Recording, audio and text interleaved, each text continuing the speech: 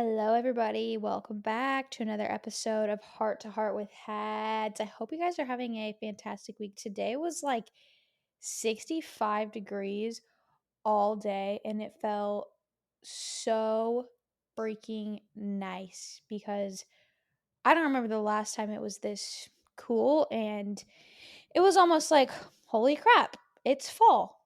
Let's go. So, slay. Anyways, I had a little bit of a mental breakdown earlier today. First things first, I got some labs done. I got autoimmune lab markers done, and they showed up as positive. So, like some sort of autoimmune. And I know this is common, this happens a lot, but a lot of autoimmune can be caused by gut. And I've been working with my coach for a long time, shout out Dan. We've been working together for fitness, and today we parted our ways, and it was really sad for me because that's been somebody that I confided in with my health for the past 3 years, and so it felt like this was kind of a like coach breakup in a sense. I don't know how to explain it, but it's just kind of hard whenever you've put so much into somebody. Like he's put so much into me, and I put so much of my trust into him. So it's kind of just a bittersweet moment, but I just kind of wanted to use that as my talking point of the day, of there's seasons for everything, and just appreciating every single season that you're in. And not every season is going to be sunshine and rainbows and butterflies, and I feel like I've been in a season of non-sunshine, rainbows and butterflies for a while. I guess different aspects of your life bring about different things. So for instance, I moved out of my mom's. And while that was something that was sunshine and rainbows in the sense of like I'm moving out on my own, I'm, spreading my wings, it was also sort of scary in a season of growth because I had not fully lived on my own. And now we're approaching 3 months, and I'm starting to finally feel good and at home. And it's taken a really long time for me to feel that way, but I feel that way now, and so that's exciting. But as I'm saying, there's different aspects or seasons in your life, but like I would say, within my clients and my job, my career, it's sunshine and rainbows. I love it. It's going so well, and it's going to continue to flourish. Now, when it comes to my own health, it's not been sunshine and rainbows and butterflies. And for the longest time, I thought, okay, well, if I have problems, then I'm not fit to help other people with their problems. And that's not true because no two people are going to have the same issues. And just because I can't resolve my own doesn't mean I can't resolve others and still help them get to their goals, because I'm literally doing it every single day. But there's just this thing that'll creep up in my mind, and then it kind of just plays a trickle effect on everything else. So I've been really just kind of sitting with the negative emotion that I have towards my how I'm feeling about my own health issues, and I'm not going to let it define me or it impact me or affect my ability to keep showing up for myself and my people. Yeah, it causes issues. Yeah, it makes me nutrient deficient, which sucks because then I don't have as much energy and all sorts of things. But I'm actively working to bring down the inflammation. I started today. I can share with my meals. I have had 3 meals, and it's been rice, turkey, olive oil, carrots was one of the meal, rice, turkey, coconut oil, strawberry, blueberry, not a lot of strawberry and blueberry. And then for dinner, I had rice, chicken, carrots, olive oil, and then I had some grapes and a kiwi, and that's all I'm going to have today. And it's not a lot of food, but whenever you're trying to kind of starve out the bacteria, you need to make sure that you're not adding in more bacteria. And so what I found was that whenever I don't have a lot of potatoes and vegetables and fruits, which is all the things that you would think would be healthy, my stomach feels better. And it's because when you give your body foods that are like potatoes and vegetables and fruits, those things can ferment in your gut and cause issues if you already have some bacterial overgrowth going on. Now, this is not for those who don't have bacterial overgrowth going on. And so, how do you know you have bacterial overgrowth going on? That's if you're eating all your fiber and yet you're still constipated, or you have diarrhea, or you have gas that's persistent all the time. That's how you know there's fermentation going on, plus bloating. Now, if you simply add fiber in, do all the things that you need to do in order to make sure that things are properly moving, then that doesn't apply to you. You don't have some sort of dysbiosis going on. You just didn't have enough fiber to have persistent daily bowels. So there really is a difference between some gut dysbiosis going on and then just overall making sure that your gut is running smoothly, that you're having the daily bowel movements. Now, I don't want to make the whole podcast kind of topic about this, but I basically wanted just this podcast episode to be on how to persevere through each season and how to kind of set goals through each season of your life.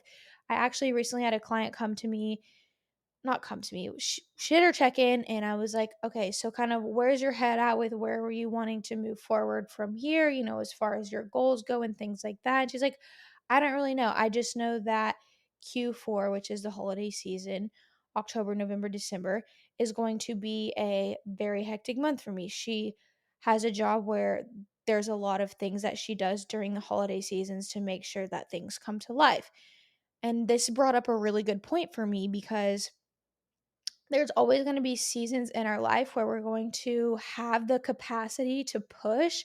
And then there's going to be seasons in our life where we don't have as much capacity to push and we have to pull back a little bit more. So, say you are in this season wherever things are really stressful and there's a lot going on, you maybe can't be as consistent with nutrition or consistent in the sense of I can't be hitting my macros and eating my meals at this time and going to the gym this day many days a week, and that's okay. That's going to happen. And so it's kind of just puzzling the pieces together of like, okay, during this season of my life, I'm going to prioritize this. In this season, I'm going to prioritize this. And it's kind of just auto regulation, is what one of my coaches, Dr. Lakin, said.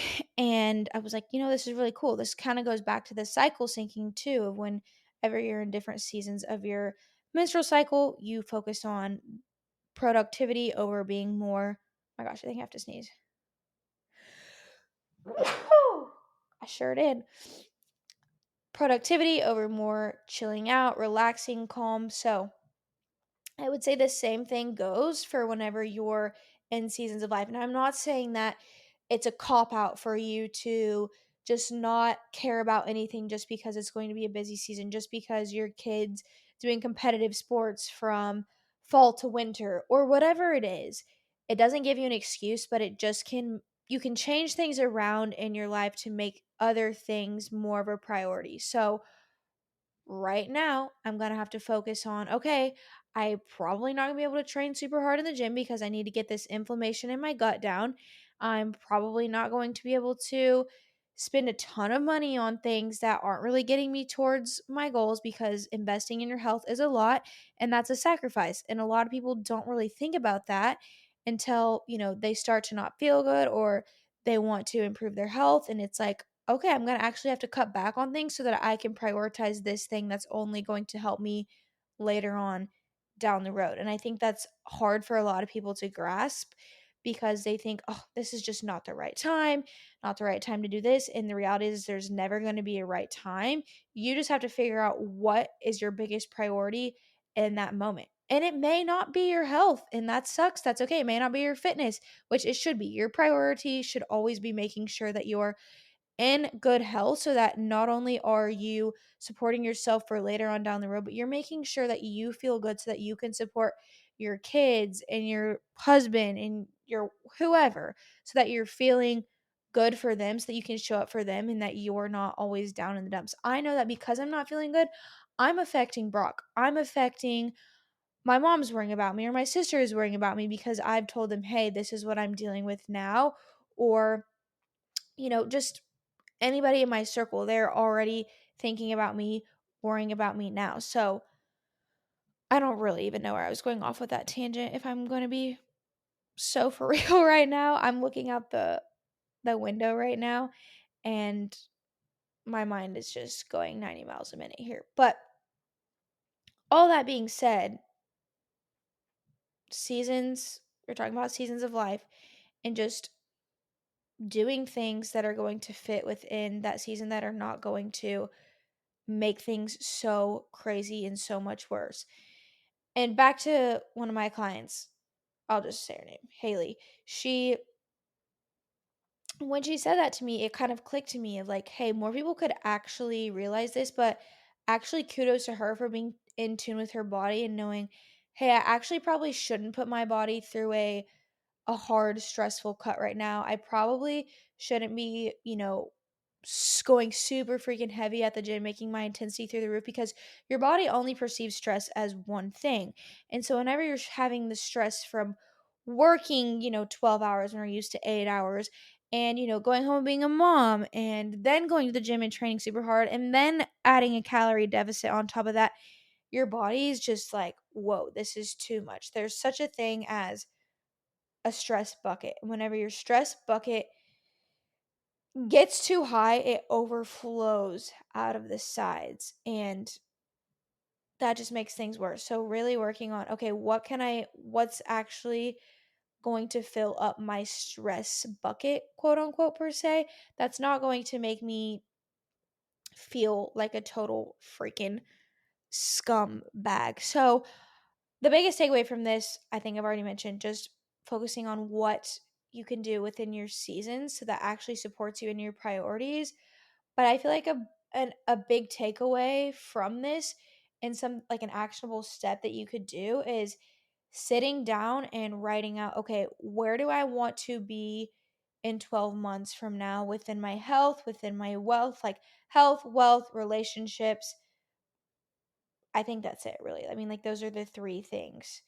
I guess emotional well-being could be a thing, like specifically be so clear cut with what you want so that you can do actionable steps to get there. And then after you have that, write down the seasons or quarters. So January, February, March, April, May, June, July, August, September, October, November, December. Like put those in four different kind of categories, and put in those things what you have going on, what your kids have going on, what's going to be going on at work. Is this more, oh, summertime, or is this more holidays? Things could get a little bit more stressful at work, or whatever it is for you. And so that way you can really see, okay, where can I really allocate my time in each of these spots for each different thing so that I can get closer to my goals. Okay, maybe during the holiday season, I'm a little less lenient on my nutrition because I want to make sure, because spending time with my family and going out to eat in parties is what I prioritize. Now, for me, I don't prioritize going out and going to a lot of holiday parties. That's not something I do. And so for me, I'd be fine if I did a cut during that time because there's only a couple holidays in there. I know a couple holidays aren't going to ruin all of my progress. Now, maybe summer for me, that's when I'm a little bit more traveling, and so I could be a little bit more lax on my nutrition. Everyone's different. And so that's why I think it's cool to kind of break up, okay, how can I be most consistent in these months, or how can I invest here because I'll be making more money here. There's so many different things, and once you can just be strategic and really think about where your priorities land throughout different parts of the year, then I feel like it will kind of take more of the stress away from you, because you won't be thinking I have to be 100% on all the time, and if I'm not, then I'm so stressed out about this event and that event and whatnot. And so I really just came up with this because I loved the idea of it, and I don't know if a lot of people really think about things in this way, but I do, and I'm like, "Oh, I know September is the last month of this quarter. I really wanna close out this quarter strong." The last kind of quarter of summer going into quarter four, which is usually, big quarter, holidays, all the things. And that's usually big, but I want to end this one really, really strong. I want to give it my all. I want to give September my all, go all in, do all the things, whatever it is. So I hope this kind of helps you guys.